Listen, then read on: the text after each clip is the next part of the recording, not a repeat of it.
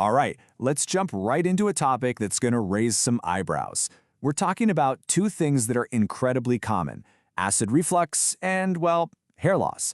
Now, you'd think they have absolutely nothing to do with each other, right? But what if the medication for one was secretly affecting the other? So let's just put the main question right out there. Could that little pill you take for your heartburn actually be connected to what's happening with your hair? It sounds kind of wild, I know, but we're about to unpack the science behind this whole thing. Think of this as us going a little deeper, looking into a side effect that might just be hiding in plain sight for a whole lot of people. So you've got these two very, very different problems. Over here, acid reflux, a digestive issue that millions of us deal with.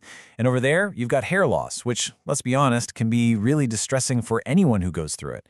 They seem like they're in completely separate universes. Okay, so to really understand how these two things could possibly be connected, we have to start with what these acid reflux medications are actually designed to do in the first place. The specific kind of drug we're talking about here is called a proton pump inhibitor, or a PPI for short. You've definitely heard of brands like Nexium, right? Their whole job is basically to block the little pumps in your stomach that churn out acid. And on paper, the process is super simple.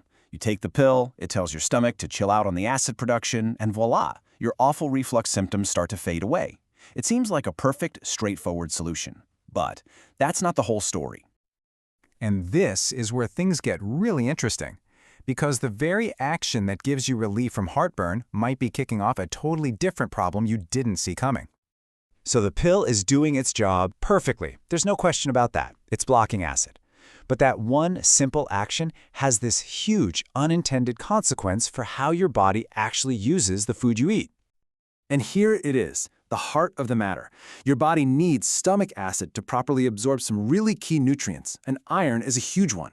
So when you take a PPI and you turn down that acid level, you are also, without realizing it, dramatically blocking your body's ability to pull iron out of your food. Now, this isn't some crazy new theory. The source material is really clear on this. This connection is a documented, known side effect. It's listed right there on the product's own information sheet. The cause is a lack of iron absorption, and one of the potential results, hair loss. But this actually goes way beyond just one type of pill. This whole thing really opens up a much bigger, more important conversation about the foundation of our health. And that brings us to a really crucial point. It all comes back to your gut. The whole PPI story is a perfect example of how messing with your gut's natural balance, even for a very good reason, can create these ripple effects all through your body. And, the source points out that other common gut issues, things like constipation, diarrhea, or even the acid reflux that started this whole thing, they're all basically warning signs. They're clues that your gut might be struggling, and if it's struggling, chances are you're not absorbing nutrients the way you should be. So, after going through all of that, what are the big things you really need to remember?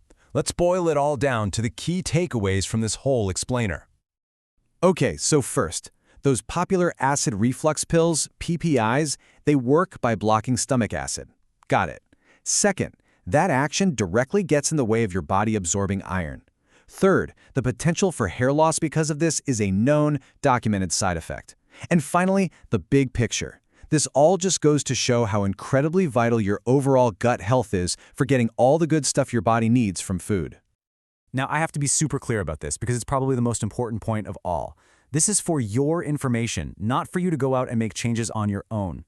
The source material is adamant. You should always work with your doctor under medical supervision before changing anything about your medication. This is all about helping you have a smarter conversation with them. So we'll end with this thought.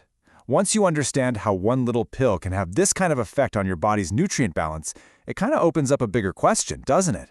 It makes you think, what else in my daily life could be playing a role in my overall health?